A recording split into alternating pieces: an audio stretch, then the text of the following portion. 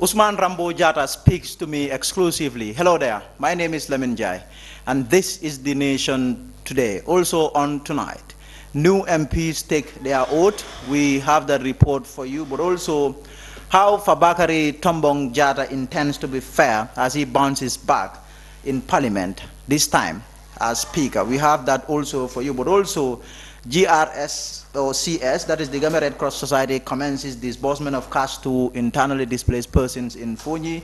We have that report for you also, but also Taiba Charity Center donates over 300 meals in the West Coast region. We also have, it's been, the Gambians have been marking or remembering Ibrahim Solo Sandeng this April 14, that was yesterday, marked 6 years since his death there. His foundation is remembering him. We have that also, but also Gambia Armed Forces Football Club boosted with sports materials. Before all of this,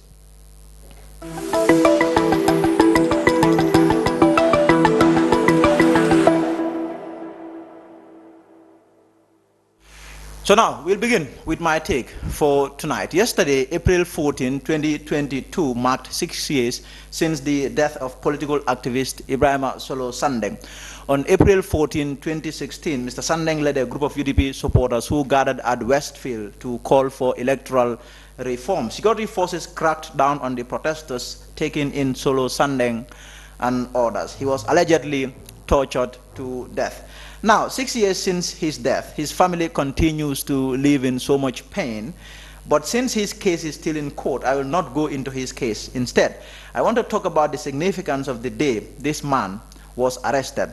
I had met Solo 2 weeks earlier at the inter-party press conference. We interacted and I saw a man who loved his country and was ready to do anything to save it. And then, when my younger brother closed from school 2 weeks later and told me there were some people protesting at Westfield and that he had people mentioning one man's name, I suspected that it was him. My suspicion later turned out to be true. This day has gone down in history as the day Gambians made up their minds to end Jammeh's dictatorship. Solo's action inspired a distressed nation into an angry One Gambia furnace that burned a man who thought he could rule for 1 billion years. May Allah bless his soul. We should appreciate this day as it is the day that officially marked the beginning of our journey to freedom at last. That will be it for my take tonight. We'll take a short break, and when we return, we bring you current affairs.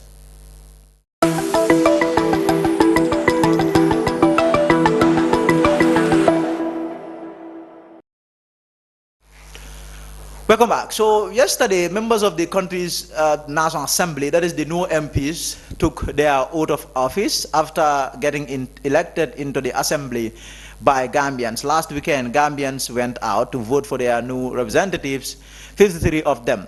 Yesterday, they took their oath. More in this report.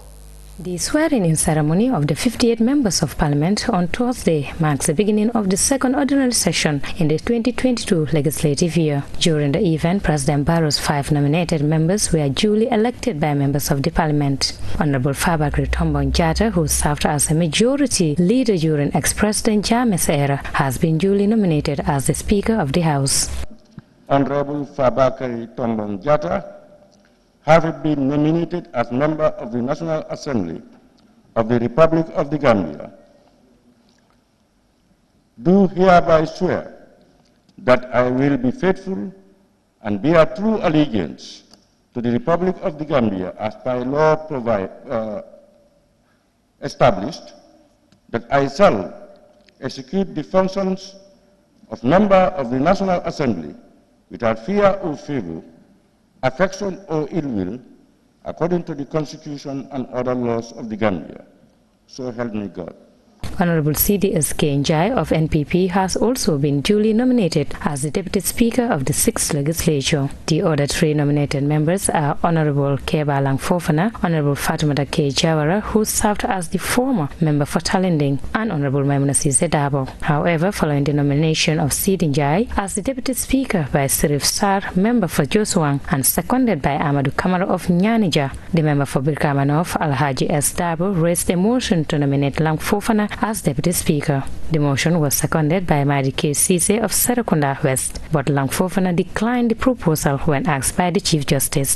Following his oath of office, the new Speaker of the Assembly, Honorable Fabakary Tombong Jatta, promised to follow his predecessor's footsteps in creating a vibrant and democratic assembly.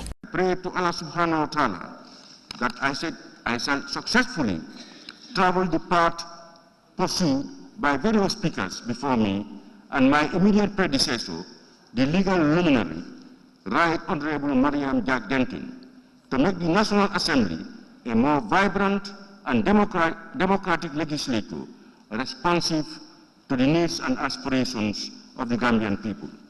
He also advised members of the National Assembly to serve in the interest of the nation by presenting matters of national interest. Meanwhile, the ceremony was graced by the Vice President of the Gambia, cabinet ministers, government officials, families and supporters of the newly sworn-in members. Mariam Adem reporting for Star TV News.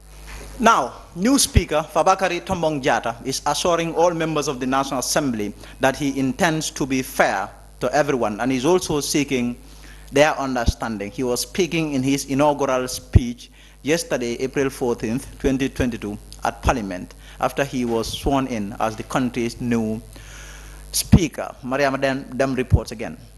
Honorable Fabakary Tombong Jatta, who served as a majority leader during ex-President Jammeh's era, was among President Barrow's 5 nominated members and has been duly elected as the Speaker of the 6th Legislature. I thank you all for the trust and confidence reposed in me by electing me Speaker of the National Assembly. Equally, I congratulate you all for your election as members of the National Assembly, representing your various constituencies and the Gambia as a whole. As he promised to be fair as the Speaker of the House, Honorable Jatta urged members to present current issues in the Assembly for discussion and apply the question time well. As presiding officer, I intend to be fair to all and therefore seek your understanding in advance. I encourage new entrants to prepare and present statements on matters of the day and apply the question time well. Your brilliant visibility will affect your re-election. I will meet with leadership on this and seek the support of the Office of the Clerk to help you deliver. A comprehensive induction process is vital for collective improved performance. Jatta, who feels honored to be nominated and elected as Speaker of the Assembly, says his presence comes with an outstanding responsibility. I see my presence here as a homecoming, albeit with a greater responsibility. I am grateful to all who reposed resounding trust in me to make this possible. I pray to Allah subhanahu wa ta'ala that I shall successfully travel the path pursued by various speakers before me and my immediate predecessor, the legal luminary, Right Honorable Mariam Jack Denton, to make the National Assembly a more vibrant and democratic legislature responsive to the needs and aspirations of the Gambian people. He also reminded the new members of the high procedural nature of the National Assembly and called for an outstanding commitment to the rules and procedures of the House. I need to remind the new members that the highly procedural nature of the National Assembly calls for an equally high level of commitment to the rules and procedures of the institution. Serious learning will therefore have to be undertaken to sharpen our competencies in order to enable all of us function effectively and efficiently. Tombong Jatta thanked the President for nominating him and the members for trusting him as the Speaker of the Assembly. He advised members to serve in the interests of the country. I wish to congratulate all of you, honorable members, for winning your seats. It is a unique opportunity to serve our dear nation. I therefore look forward to maximizing the opportunities for every member to contribute. While I acknowledge that we are all elected or nominated from various political parties and come from various constituencies, I implore all of us at all times to be guided by the supreme interests of our beloved motherland in dealing with matters that are tabled before us. The sixth legislature, he echoed, is for the people of the Gambia, and they want an honest, accountable and responsive parliament. Mariam Adem report. Now, the Gambia Red Cross Society yesterday commenced the disbursement of cash to internally displaced persons and host families in Foni. 932 households, each family will receive a cash amount of $5,250. The Gambia Red Cross Society also launched an additional draft extension in March to aid for food and basic needs of the affected population. Hade Mjaju reports. This cash disbursement program seeks to provide unrestricted subsidiary food assistance to the affected families. The recent renewed fighting between the MFDC and the Senegalese troops along the Gambia-Casamance border opened several lines of humanitarian challenges in the area as settlements struggle to deal with refugees and IDPs influx. The Director of Programs and Cooperation, Gambia Red Cross Society, Abdoulaye Faye, talked about the responsibilities of the Gambia Red Cross Society in terms of humanitarian disasters. We have more than 48 communities because we have some people who are from Senegal and we have some people who are in the Gambia. So more than 48 different communities are affected and we are supporting them. And we are supporting almost 932 households.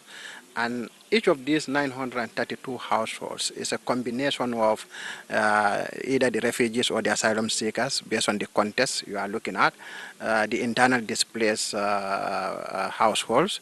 We are also looking at the host families, the ones who have hosted some of these people because of they need to support them to survive and all those things. So for this intervention, we are supporting all of them, and each of them is receiving $5,248. But because of the exchange of the small coins, the service provider, which is Q Money, decided to round it up to $5,250. So each of them these households are receiving $5,250. Faye further said that more than 48 communities in the Foni are affected by the clash, and they are also provided with non-food items and health facilities as well. Yeah, we are even giving them hygiene, hygiene kits, dignity kits for women and the young girls. We are also giving like the displaced persons kitchen sets where they can able to have their privacy to cook for themselves and their families to eat, even though they are hosted or they are not hosted wherever they are. So, and all these things, is to see that these people have a good living. We are even supporting them with mosquito nets to avoid them having malaria. We also have deployed an ambulance here to look for the ones that are not feeling well, to refer them to Buyam Hospital, or even give them some treatment on the ground. Mr. Faye lamented some of the challenges they are facing in the field. No, we don't have any major challenges, though sometimes, when it comes to, like, for example, the cash transfer, the few challenges sometimes that you may have is after the financial service provider transferring these funds to the beneficiaries, some of them may not be able to read text message, and that's why they are called. A follow-up call is made to inform them, or some of them may see the message and say, these are just, they are fooling us, they delete it, or some of them, before reaching them, it becomes difficult, maybe their phones are not charged and so on, but that doesn't mean that you will lose the money. We will continue to follow you until a particular time where we need to totally close the phones and we cannot trace you anymore, then we can return the funds. Ami Bojang, a refugee and also a beneficiary, said since they flew to the country, they did not face any difficulties as they are receiving support from the Gambia Red Cross Society and community members.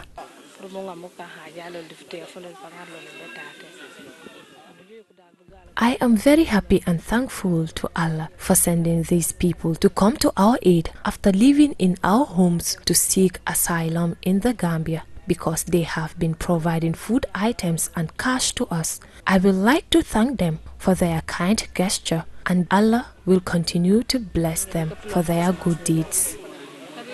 A resident of Mayok village, Yahya Sane, also thanked the Gambia Red Cross Society for their timely intervention. Reported for Star TV News, I am Hadi M. Jaju. Now, Taiba Charity Center has distributed food items totaling more than 300 packages to the people of West Coast region. This presentation of these food items took place on Tuesday. More in this report by Modu El Jajo. Established in 2010, Taiba Charitable Foundation has over the years continued to support the less privileged families, orphans, and healthcare supply to the sick. However, the charity center and its Qatar-based partner have supported communities of all Yundum with over 300 food meals. The gesture is part of King Mohammed bin Rashid Al Maktoum global initiative to provide 100 million meals. Speaking at the presentation, the organization's public relations officer, Ousman Jatta, said Taiba Charity Center is aimed at propelling government's effort by aiding the less privileged in various aspects. Jammeh applauded the efforts of Haruna M. Kamara, who he described as a patriotic citizen.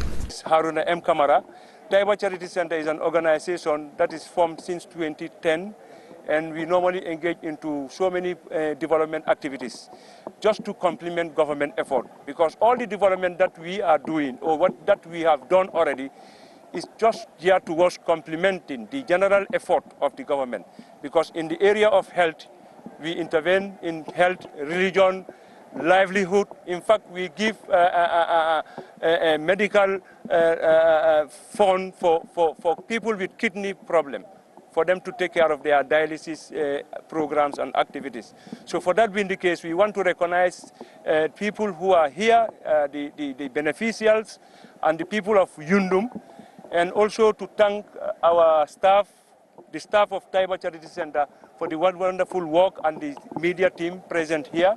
And also want to acknowledge and recognize the effort of our able president, who is Haruna M. Kamara, because he is a patriot and he is a good citizen, because through the contacts that he had in the diaspora.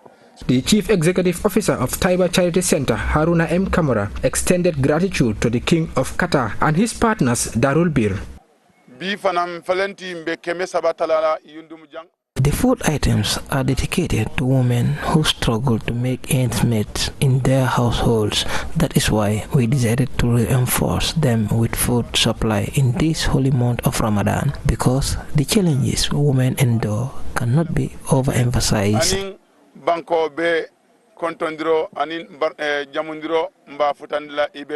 Jariatu Jobate is one of the beneficiaries. She thanked the benefactors for the gesture, adding that this is timely, considering the skyrocketing of consumable commodities in the world market.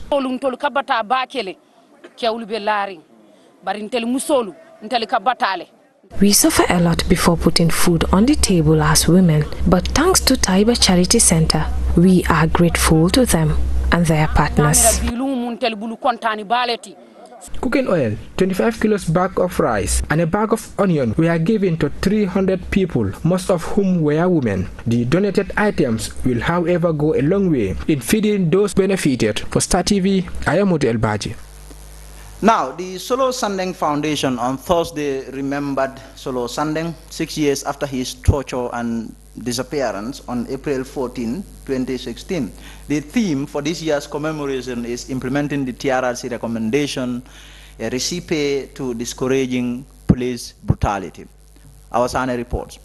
The Solo Sandeng Foundation was founded on April 14, 2017 and aimed to propagate and continue the legacy of the late Solo Sandeng. Solo was voluntarily engaged in both social and political matters. Mohammed Sandeng, the son of the deceased, said the foundation has been active in the transitional justice process since its inception when it comes to the area of sensitization and advocating for the welfare of many of those victims who were part of the April 14th incident. Mr. Emmanuel Juve, the president of the National Human Rights Commission, assured the public that such inhuman acts will never happen in this country again, adding that the capacity building initiatives were organized for the police and prison services through the assistance of development partners and National Human Rights Commission.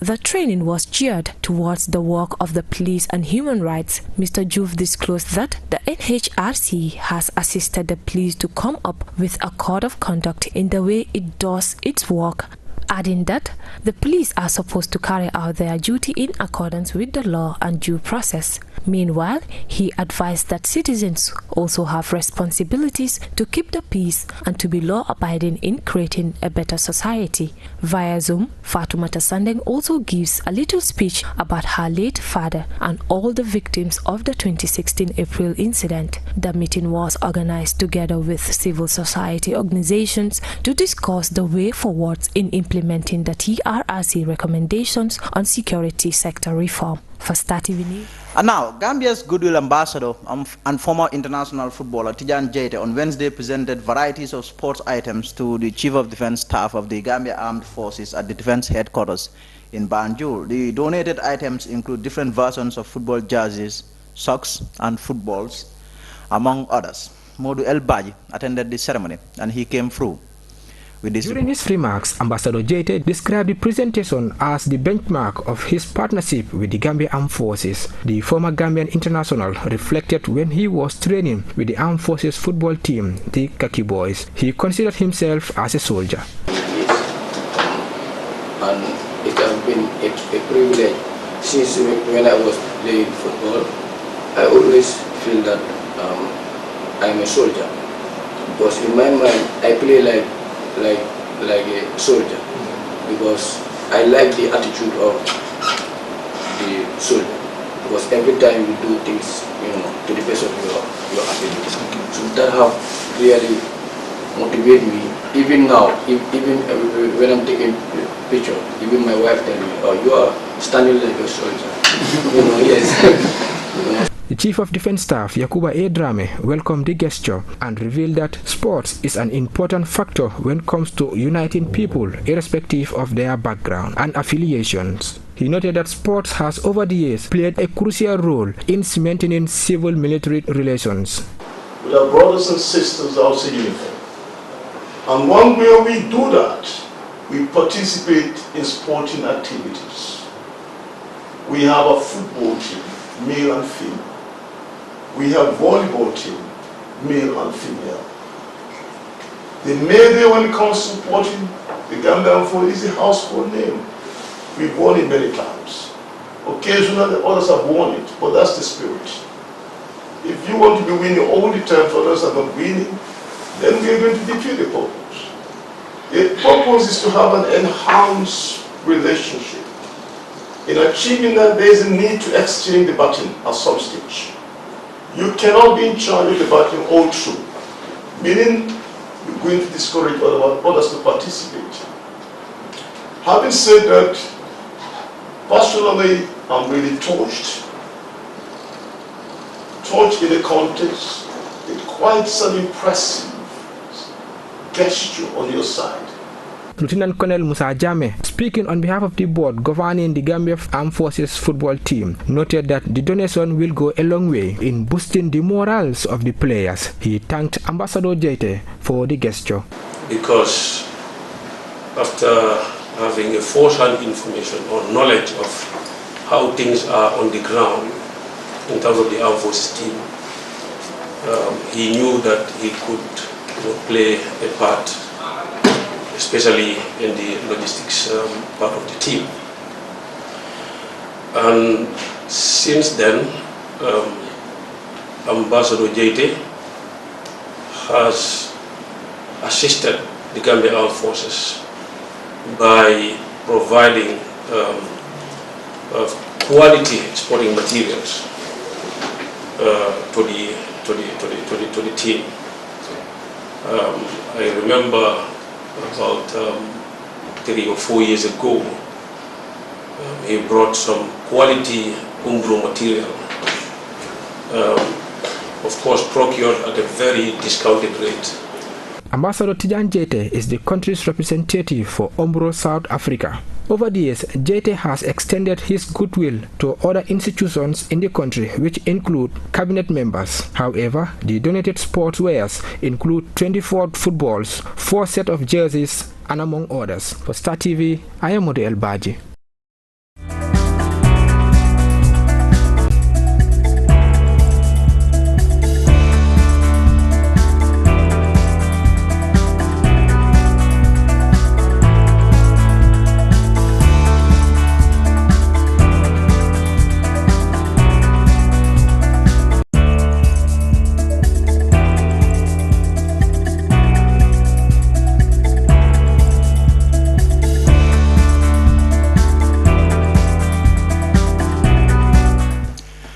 very much. Welcome back. So tonight on the program, big guest, big interview. First Deputy Interim Leader or Leader of the APRC, Ousman Rambo Jatta. He's my guest for tonight. Mr. Jatta, thank you very much for joining me on my show tonight. I appreciate it. Thank you, Lamin. I'm most honored to be here today. Very well. Let's begin. Yes. Your party, the APRC, is it regressing? I'm asking you this because this is a party that has been able to get a lot of seats in parliament when former President Jammeh was here. 2017, you managed only 5. 2022, just 2. Okay. That was a very good question. Assalamu alaikum, viewers and listeners. Lamin, actually, we are not regretting anything so far.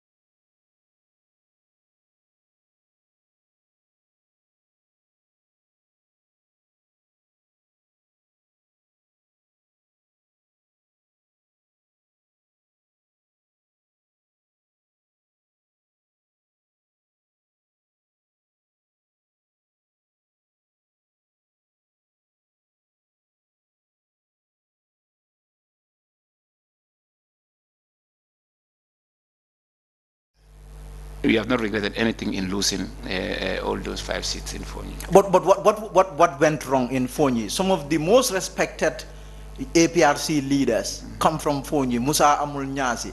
These are well-respected APRC leaders. Yet they went to election and the people of Foni rejected them. Yes, I mean, a lot of factors is involved into what is causing this fracas in Foni. First, we had a problem internal problem in the party that splitted the party, and that was caused by former President Jammeh himself. And then we have this recent fighting between MFDC and the Senegalese soldiers. And this economic, or whether they were economic or Senegalese soldiers is yet to be verified. The one stationed in Biam is also a problem in Foni. And also the military camp that was built at President Jammeh's hometown of home village of Kanila was also a problem. But to be honest with you, we've been trying at our level best to see how best we can, how to call it, not exactly move, but transfer the military base at Woni, is President Jammeh's hometown, home village. But you know, this is not something that you can just get up and do. We're talking about security. We're talking about military. We are not in that field. The only thing we can do is to forward our concern to the authorities, more specifically the head of state, who is the principal. And thank God some steps were taken. Like I told you, it cannot be done in a rush. It has to be done gradually. And also the economic or Senegalese soldier station at Biam, the checkpoint, is a big concern. That one we have also take up with the government. But like I said, we are not in power. We are only supporting a government. And then whatever we want from them has to be taken with patience. We have to be very patient. So are you saying these are the things or some of the things that made you lose They are contributing factors.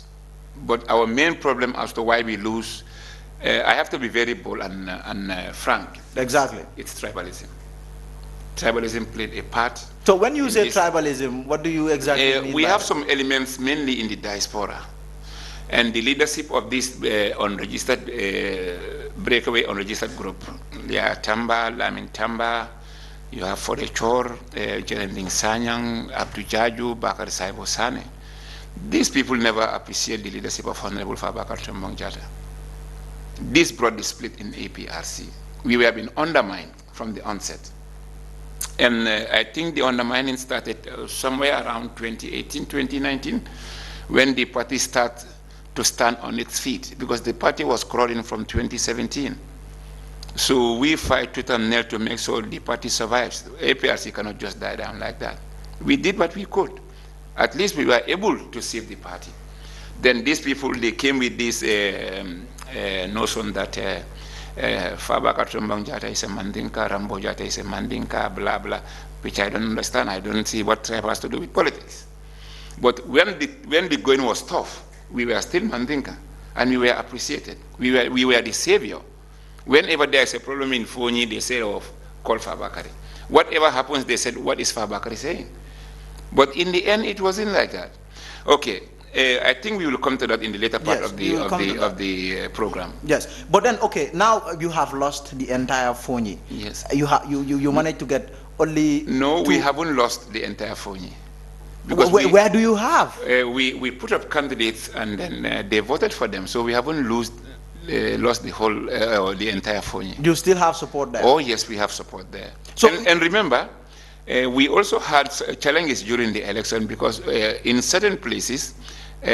We understand that NPP brought up candidates against our candidate. So that has also given us a setback. You can go to the results and see the difference between the APRC and the independents. If those were together, definitely we would have won. So the issue of the internal dispute in your party, you have the No Alliance, so-called No Alliance movement of Yaya Tamba. They won, and they are saying that this has vindicated them. It has gone to prove that they are the real APRC, that they have reduced you people to skeleton, that they are the real APRC. You are just hanging on to their name, that is the real name, their color, the party logo, and then the stamp. Okay, that's a good one. But unfortunately, if Yaya Tamba is to claim his group as the legitimate APRC executive, I think he's misleading his people. I believe the reason why Yaya Tamba or the NAM one in the whole of Foni is the promise they give them that they will bring Yaya Jammeh back, which I don't see in the near future. Why? Not with 5 NAMs in the assembly. Remember, we're having a TRRC report that is supposed to come out with a white paper in May, I believe. And this is just my personal opinion. Okay, if even whereas the president said now, I have pardoned former President Jammeh, it cannot just stop there. It has to go to the assembly for the MPs to consent to it. And most likely they will be voting. So if that voting is to take place, now, we have the majority, yes. But if I thought that bill is pushed by the NAM group, they are nowhere. So let's not fool ourselves.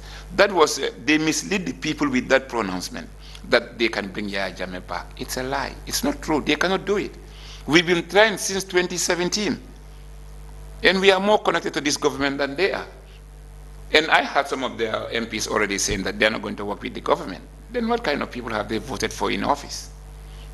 If an MP is standing in public and saying that I cannot work with the government, then what do you hope to achieve? It doesn't make sense. Yet they are out to take this party from you. I brought Pamudumbo here. They are saying that they are going to court, but they're also going to do other things which he refused to say. Okay. He said they are going to do this as a way of taking or wresting APRC from your hands. Okay. Let them not just stop at court. Let them go to Planet Mars. Let them go to any court they want. But we are not handing over this party to opportunists. I think you just mentioned Pamudumbo. He's a nonentity. He has no base. He has no influence in this country when it comes to politics. So Pamudumbo is a minus. Yeah, Tamba is a minus. Because now, let's reflect back to the presidential election. All these people you are talking about, they all come from constituencies. But we beat them in all their constituencies. You say they have no base, yeah. Yet they have Yaya Jammeh, and Yaya Jammeh has people that love him so much. Yes. They are the ones who have Yaya Jammeh. That carries a lot of weight. That depends on what they've told him, what they've lied to him. Because we were talking with Yaya Jammeh. He told us a lot about these very people he is dining with. So let me just stop there for now. In fact, what changed? You used to speak to former President Yaya Jammeh. Used to. You were close to him, and all of a sudden, yes. The problem is the two of you fell out. Yes, he dragged us into this coalition thing. He asked us to go into talks with President Barrow for a possible alliance. He started it. Yahya Jammeh started it. We did not start it on our So own. what exactly did he tell you to do in terms of instruction? No. Let me just be clear. Let me just clarify where or how it all started. Yes. One day I was at my house and I received a call from him through WhatsApp. And then he told me, where is your boss? I said, I believe he's home in Tallinn. He said, okay, call him. And he gave me time that my party leader should come to my place in Bakau because he wanted to talk to us. So I called my party leader. He came. And then this was around after Isha prayer. So I called him back. I said, yeah, my boss is here. He said, put the phone on speaker. I put the phone on speaker. Then they agreed, because my party leader does most of the talking, although I'm a witness to the conversation because he's on speaker. So when that happens, then President Jammeh asked him, haven't you seen the guy President Barrow has sent to you?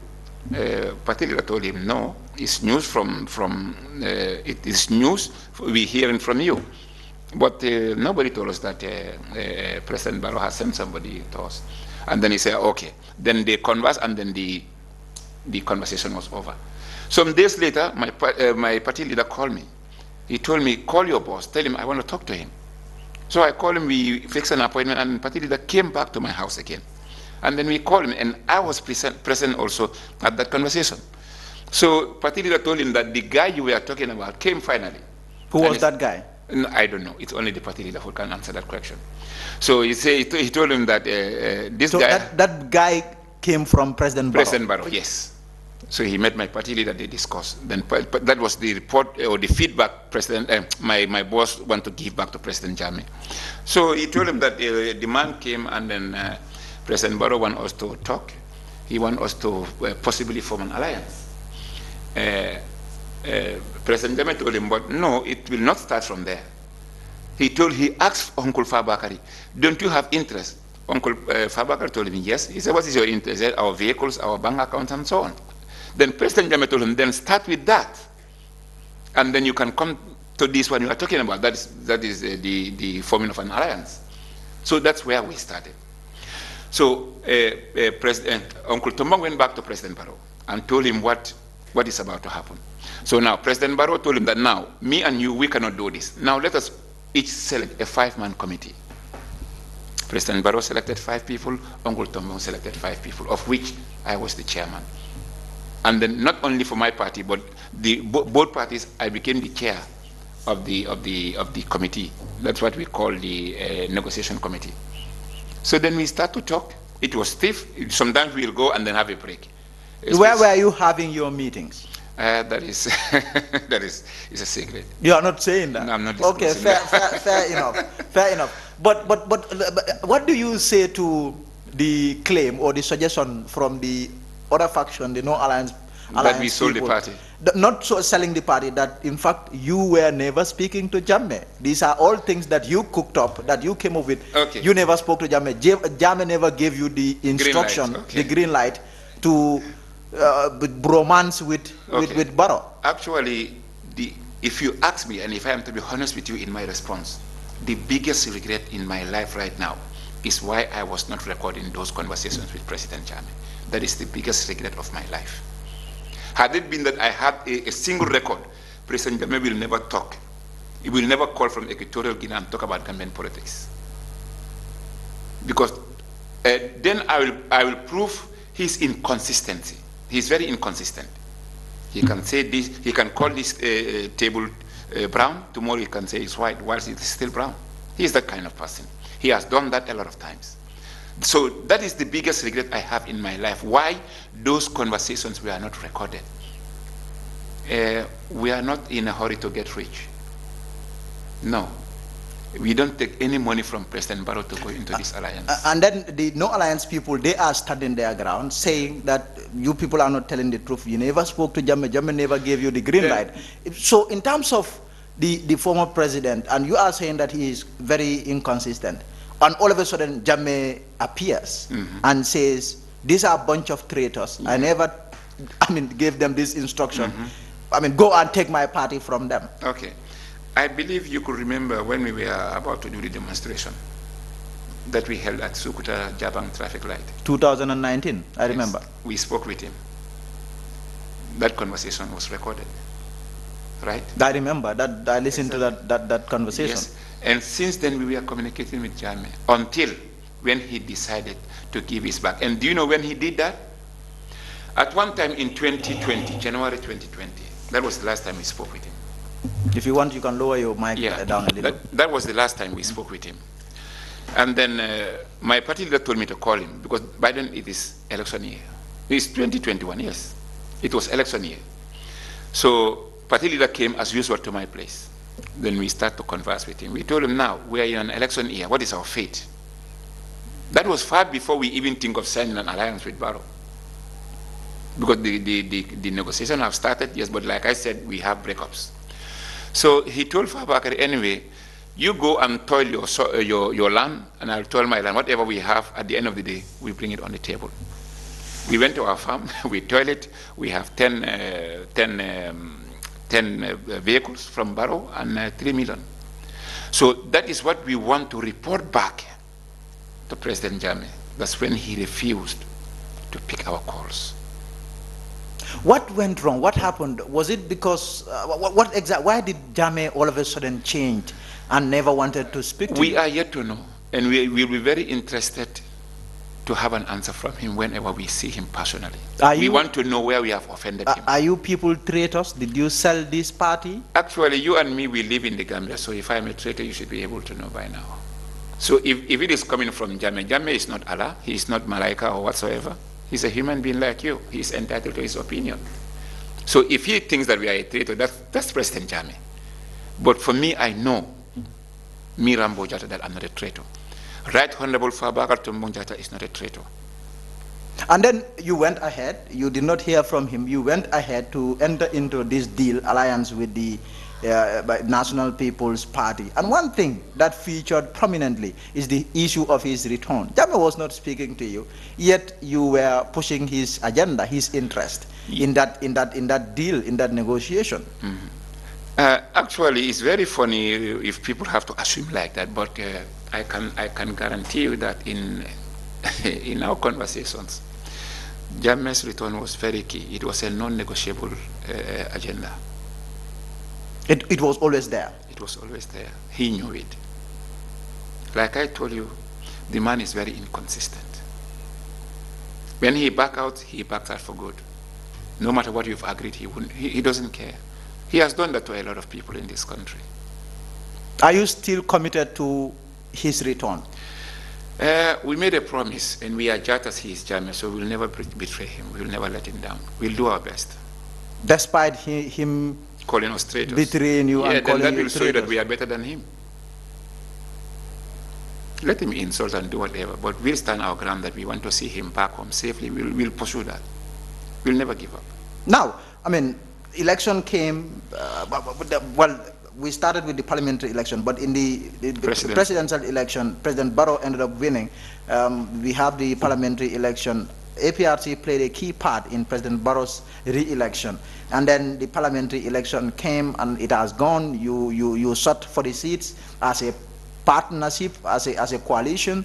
And then, I mean, this appointment of your leader as speaker sparked controversy in some quarters. Fabakary Tombong Jatta. You have people who say, this is the man who played a key part in the political impasse of 2016, the state of emergency. The president has no heart. Why would he do this? What is your response to some of these things? That's a good question. First, let us rewind back to 2017 when Abdoulaye Bojang was appointed ambassador by Ousman Dabo. By then, my party leader was the majority leader in the parliament, but the speaker was Abdoulaye Bojang. In those days, it was okay, it wasn't a problem. So why should Honorable Fabakary Tombong Jatta's appointment be a problem? What has he done? He was just doing his job for his party. And the claims are coming from the same UDP party, from the same party. No one, it's UDP. I'll name them. I'm not scared of them. It's UDP. They are very problematic. What do you mean by that? Even if you bring a prophet, they will go against him. That is UDP. It's typical. That's how they are. You can never change that. But I also saying that they are inconsistent. 2017, they have Ablai Bojang, who was the speaker when the state of emergency thing was being yes, and then still he was appointed ambassador to South Africa. He was speaker of the house, but my party was only a majority leader in the house. So what? What is the difference? What is good for the goose is good for the gander. And they also made a fuss about his deputy too, Lamin Njie. What has Sidi done? Only to say that President Barrow will not be sworn in. I think that is left to President Barrow. That is none of their business. That should worry President Barrow, but not UDP. How about, but how about the argument that they played a key part in putting the lives of Gambians at risk by saying the former president will not step down? Yeah, that was based on what we were experiencing in those days. To be honest with you, I still stand my ground that the 2016 election was rigged. It was stolen? Yes, it was well planned by a lot of people. A lot. How was it stolen? We cannot escape that, that betrayal. It was bigger than us. Are you saying President Barrow stole the 2026 Not election? President Barrow. He was only a candidate. They were game players. He was only a candidate. They just want to make sure he wins. He was sacrificed. President Barrow was sacrificed in 2016. So who stole this election? The 2026? The coalition. 2016? 2016 coalition, yes. It was in. But President Barrow was part of that. So how can you remove President Barrow from that? I am not removing him. I am including everybody. That election was rigged. We stand our ground that it was not a free and fair election. It was rigged. So what exactly happened? How can you announce two results in an election? Normally, what do you do? It has recently happened in Kenya. What did they do? They went back to the polls. And President Jammeh said, now, let's go to the Supreme Court. They said, no. Then what are you hiding? Something was wrong somewhere. Well, there was no Supreme Court. President Jammeh had fired all the Supreme Court justices. No, so he was scrambling. Was arranged. He was scrambling to get justices to come and... No, it was arranged for them to be here. And it was okay. But then the propaganda started again by those very presidents who came to negotiate. Because I believe it was Nigeria, Sierra Leone, and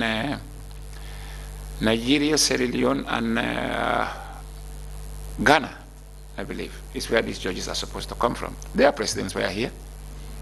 And it was okay because you had the audio conversation between President Jammeh and Ellen Johnson Sirleaf. They were supposed to be here. But no, at that time, Gambians want to see President Jammeh go. That's all they needed. So finally, he has to succumb to whatever. You have UDP. They were the biggest opponents of the President Adam Barrow in the 2021 December election. You were part of the President's coalition. Yes. They saw that election as a done deal, a foregone conclusion that they were winning. All of a sudden, this dramatic result came out, and then the first thing we heard from the UDP is that this election was stolen. They registered voters, foreigners. Yeah. They said we registered foreigners. They said foreigners were registered by the IEC. It's good that you fast forward to 2021, simply because UDP were ferrying their crowds all over the country.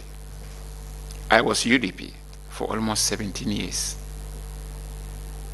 I was a very prominent figure. When I was living in UDP, I was the National Youth President. Solo Sandeng was my secretary, the late Solo Sandeng. I remember you defected in Bakau. In 2010, yes. 2010. Yes. President Jammeh's talk. Yes. I was there. Yeah. To be honest with you, UDP never had the crowd, even in our days. We just ferry people. When you say you ferry people, we how take do people you from do that? all over and put them in a venue to make it look big.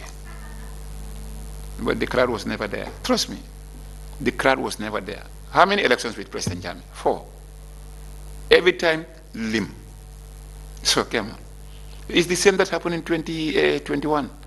And then you said if you can't change the system. If you can't beat the system, you join the system. So now, but did you register foreigners in the 2021 presidential election? We are going to do that at our own detriment. It can be very dangerous for our children in the future. You give them voters card, then you are giving them access to our national documents. No sane Gambian will go that low just because you need their votes. No, we did not register any foreigner. The IEC did not do that? even during President Jammeh's time, they bring foreigners. Now President Adama Barrow, they bring foreigners. What does UDP want? What is their problem? We don't bring foreigners. Gambians are sick and tired of UDP. This is the fact. Gambians are tired of UDP. And you know, on our campaign, we used to tell them that the silent majority are going to kill your people. They don't understand. The silent majority are those people who doesn't involve in politics openly. They just sit home and then relax. They know where to vote. That is what gave us that number. People don't like UDP. The silent majority. The silent majority make President Barrow to win the election. A lot of people campaign with them, but they did not even vote for UDP. When you say crowd pulling, they are the best in doing that. Look, when they think they fill the stadium, the capacity of the stadium is around 30,000. We have over 960,000 registered voters. So should one celebrate the filling of a stadium? Absolutely not. It doesn't make sense. But when it comes to crowd competition, we are better than them. We can pull out more crowd than UDP can. So what went wrong in terms of your campaign then in the parliamentary election? Yeah.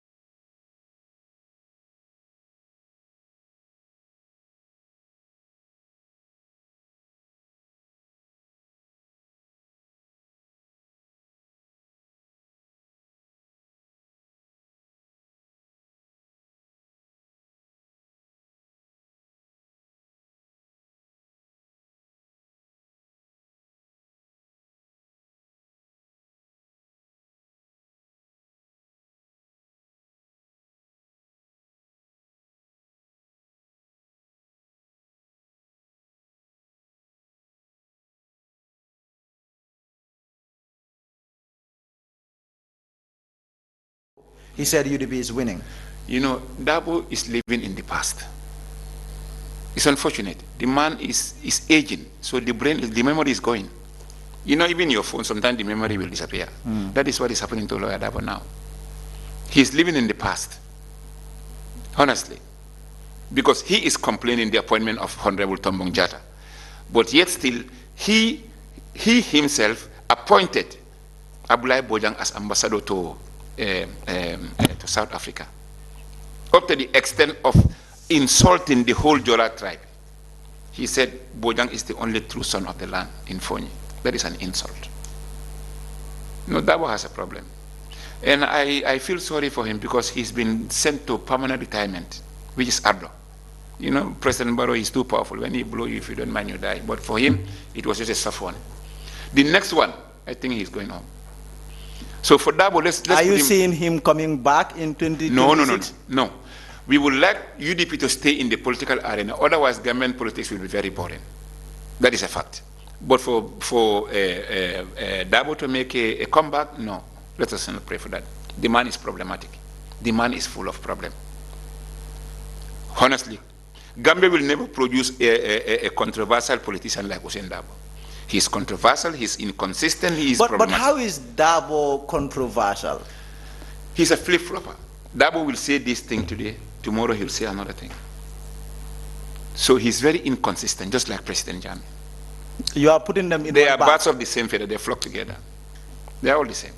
You are saying, Ousman Rambo Jatta is saying, former President Jammeh and Dabo yes. are birds of a feather. Same feather. They are all the same. Yeah, in inconsistency. In terms of inconsistency. Yes, they are the same.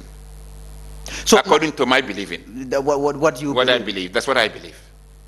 So now let's also look at other matters. I know this is going to be very tricky for you. You are part of this government now, officially. And President Barrow is one man who wants to stick to his promise in terms of his political companions. We have seen that from 2016 to now. In the 2016 coalition, he gave all the coalition partners saw themselves in his government, and it would appear that that's the same exact thing that is happening with the appointment of Fabakary Tombong Jatta and other members of your party. Yet there is one very important priority: the issue of the investigation into the human rights violations and abuses of the former president, the TRRC. The report is before the president. That is supposed to be a white paper. And crimes have been committed in this country, and people got to pay for those crimes. You want the former president to come and live here peacefully. Fabakary Tombong Jatta wants the former president to come and live here peacefully. But all evidence point at him that he is the mastermind of all of these crimes. Okay. Do you believe, or is it your conviction and position and stance that the former president should pay for all these crimes? Yeah, thank you, Lamin. You know, so far, President Jammeh is innocent until proven guilty.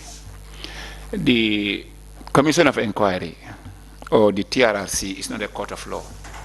It's a body set up to investigate crimes committed against people during President Jammeh's time. Most of them are mere allegations and hearsay, so they need to be proven in a court of law. I just wish that President Jammeh will be given the opportunity, former President Jammeh will be given the opportunity to come to a court of law and defend himself. Then if the court find him wanting, then he's guilty. But for now, he is very innocent until proven guilty. The victims are angry. They are angry that you are in bed with the former president. They are angry that the speaker has been picked from your party. Do you have any sympathy for the victims? Clearly, people's loved ones have been murdered in this country. No one can deny that. Yes, I mean, you're talking about two different things here. Yeah, APRC government is there, and APRC political party is there. And so far, all those who have gone to the TRRC are not part of our political structure. So you cannot whip them. You cannot whip us with their whip. We are not directly responsible. Yes, our former president is the head of the country and so blah blah. Yes, but we cannot be blamed for it. And yes, we are still going to keep on pushing for him to be pardoned if found wanting by the Gambian people. Worse has happened in Rwanda, but today Rwanda is the most advanced country in Africa. So sometimes we need to forgive, forget, and forge ahead. But how about justice first before forging ahead? I mean, I was also a victim under President Jammeh's rule. I was a victim. I was incarcerated in Mile 2 for 12 days in confinement without going to court. I disappeared from the surface of this earth for almost 387 days. But I'm not blaming anybody. It's the will of Allah. Lamin ko be wata jo boka bayno. Ko do ya jakete alal ke rolom. Not rolom. Go through it and move on with your life. I should have been the first person to sit at the TRRC. Yes, they did not pick you. I declined. Because the way the commission itself was set up was a witch hunt. The way the process was done was witch hunting. I respect the initiation of the TRRC, but it was not done in a proper manner. An individual was targeted, and that is former President Jammeh. So this is why we lose all respect for the TRRC. But we feel sorry for the victims. Sir Rambo, thank you for coming. I have run out of time, but hopefully we will be able to continue some other time. Thank you very much. By the way, do you want to be in President Barrow's cabinet, new cabinet? That is up to Allah subhanahu wa ta'ala. It's Allah who appoints. Thank you very much. So I'll wait for Allah's appointment. Thank you very much, Sir Rambo. Thank you. Yes. So that will be it for my show tonight. Thank you for being there. I will see you on Monday. Until then, goodbye.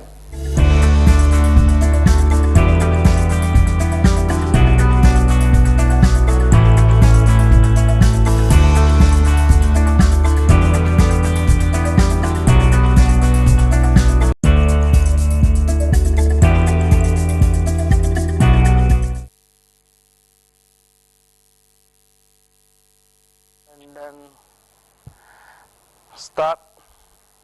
229-4775, 229-4775. 229-4775, 229-4775. su ko defee ñu bàyyi gars yi nga xam ne ñu ngi ci control room bi ñu call ak seet waxtaan ak ñoom jox leen xaalis bu bari ah su ko defee énergie bi mun a continuer. Mariama wagwan man. You all right? I'm all right. Everything cool? Everything